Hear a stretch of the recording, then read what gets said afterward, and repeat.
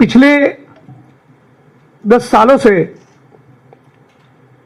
कमजोर लोगों के ऊपर आरएसएस के लोगों ने जिस प्रकार से उत्पात मचाया है, जिस प्रकार की मोदी अमित शाह भाजपा की राजनीति हम लोगों ने देखी है, जितने भी इस मुल्क में संविधान में मानने वाले लोग हैं, प्रगतिशील विचारधारा से सरोकार रखने वाले लोग हैं, विशेष तौर पे दलित, आदिवासी, ओबीसी समुदाय से आने वाले लोग हैं, उनको इस बात को लेकर कोई कंफ्यूजन नहीं कि मोदी, अमित शाह, आरएसएस और भाजपा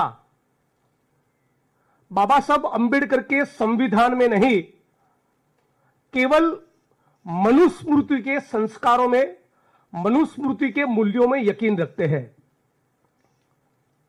पास्ट में वो ये कह भी चुके हैं कि डॉक्टर बाबा साहब अंबेडकर के संविधान को समंदर में फेंक दो।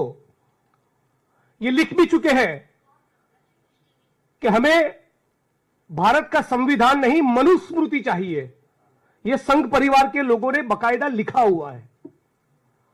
और इसी सोच के कारण पिछले कुछ सालों के दौरान हम लोगों ने देखा कि दिल्ली की सड़कों पर संविधान की कॉपी को जलाया गया। हमने देखा कि किस प्रकार से रोहित वेमुला को आत्महत्या के लिए मजबूर किया गया, जिसको हम सांस्थानिक हत्या कहते हैं। हमने देखा कि किस प्रकार से बलात्कार का शिकार बनी हाथरस की बेटी का शव अंतिम दर्शन के लिए उसके परिवारजनों को नसीब नहीं हुआ। हम लोगों ने देखा कि किस प्रकार से गुजरात के ऊना में गाड़ी के साथ बांधकर 4 दलित युवकों को तब तक पीटा कि जब तक उनका चमड़ी न उतर जाए। नक्सलाइट बोल के भीमा कोरेगांव के केस में प्रतिबद्ध, कमिटेड, कर्मठ आंबेडकराइट्स को 3-3 साल तक जेलों में डाला। मोदी जी के खिलाफ एक ट्वीट करने पर गुजरात से आसाम 2500 किलोमीटर की जेल में डालकर महिला पुलिस को मेरे बगल में बिठाकर मॉलेस्टेशन का फर्जी केस करवाया। अंबेडकर नामा चलाने वाले प्रोफेसर रतनलाल जैसे साथियों के ऊपर भी फर्जी मुकदमे हुए।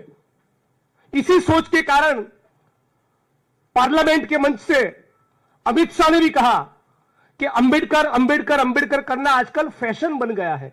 मानो एक बहुत ही डीप रूटेड कोई घृणा हो, नफरत हो, उस प्रकार के भाव और टोन के साथ अमित शाह ने बाबा साहब अंबेडकर के लिए इस प्रकार के शब्दों का प्रयोग किया था।